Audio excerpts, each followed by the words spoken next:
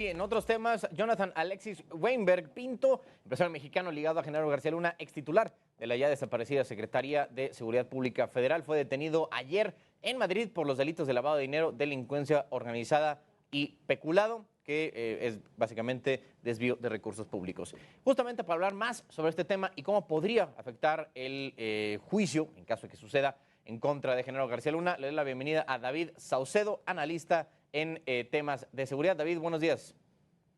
¿Qué tal, Carlos? ¿Cómo estás? Qué gusto saludarte a ti, el auditorio, a tus órdenes. Igualmente, David. Nada más para pintar un poco el escenario, ¿qué papel jugaba presuntamente Jonathan Weinberg en toda la trama que se le acusa de Genaro García Luna? Sí, aparentemente era uno de los operadores financieros. A Genaro García Luna se le descubrieron no solo vínculos con el crimen organizado, sino también actos de corrupción en el manejo del presupuesto federal, del cuantioso presupuesto federal que tuvo bajo su responsabilidad durante prácticamente 3 sexenios. Lo más probable es que este nuevo caso que está ventilándose en los Estados Unidos eche por tierra toda la estrategia jurídica de defensa que los abogados de Genaro García Luna estaban esgrimiendo para poder obtener mejores condiciones carcelarias o, en su caso, reducciones de sentencia. Esto abre la puerta para que Genaro García Luna, más adelante, una vez de que se confirmen todas estas acusaciones y se presenten los elementos de prueba que sustenten estas acusaciones, tarde que temprano se va a convertir en un testigo protegido. Y si vimos candentes revelaciones durante su juicio, en el caso de que Genaro García Luna se apegue a este esquema de delación premiada que hay en los Estados Unidos, Mm. habrá informaciones todavía más importantes con relación a la narcopolítica en México en estos últimos años, en los que fue un alto jefe policíaco. David, todavía falta que se dé ¿no? la sentencia como tal de Genaro García Luna. Ya fue declarado culpable por un jurado. Pero pues este arresto, ¿cómo podría llegar a afectar? Porque pues, si bien ya fue declarado culpable, pues ya lo único que falta es saber cuántos años va a pasar en la cárcel, ¿no?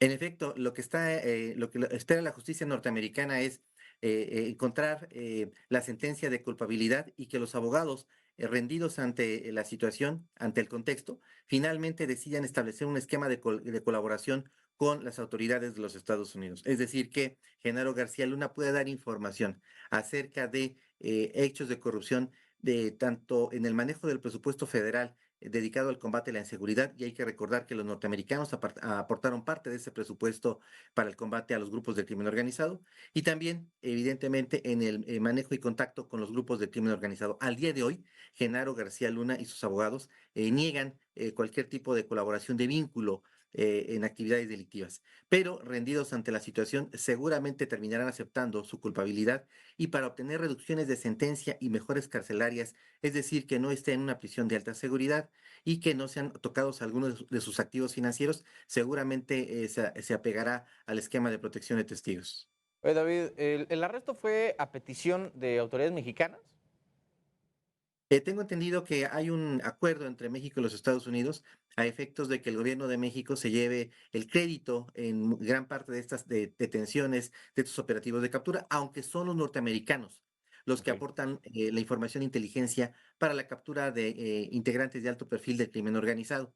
Así que lo más probable es que el gobierno de México diga que fue un operativo totalmente dirigido por las autoridades aquí en México, pero seguramente se realizó con la colaboración de las autoridades de los Estados Unidos, sobre todo el área de inteligencia, vigilancia satelital, escuchas telefónicas, drones y el equipo táctico de las autoridades de Estados Unidos que opera de manera más o menos libre en México. Mm. Oye, David, y a ver, en cuanto al papel que jugaban estos dos, o sea, Jonathan era realmente, o sea, estaba fuera, digamos, de la estructura del gobierno mexicano, ¿no? O sea, él, lo que entiendo es que pues, Genaro, él como secretario de Seguridad, mandaba o ejecutaba contratos hacia pues, empresas que estaban afines a él y así fue como logró, digamos, desviar, ¿no? el presupuesto público y Jonathan era quien se encargaba realmente de pues, mover ese dinero para ponerlo disponible a quienes eran parte de toda esta trama. Es más o menos lo que se le va a acusar. Justamente como tú lo describes, se trataba de un operador financiero que movía los recursos en el sistema bancario, que lo convertía en dinero legal mediante una serie de empresas fachadas, inversiones, también trasladándolo a paraísos fiscales. Es un oscuro personaje dedicado a blanquear capitales. Estos capitales que se manejaban eran casi en su gran mayoría, o al menos el proceso que se lleva en su contra, son recursos producto del erario público. Es decir, no serían fondos producto del narcotráfico, aunque es fácil suponer que parte de los recursos de los sobornos que recibía García Luna de integrantes del crimen organizado también pasaron por este mismo esquema de lavado de dinero. Bien. Oye, David, ¿y qué tan fuerte podemos esperar que sea el caso en contra de Jonathan? No se trata de un caso menor, en tanto que se trataba de una persona que seguía instrucciones de Genaro García Luna.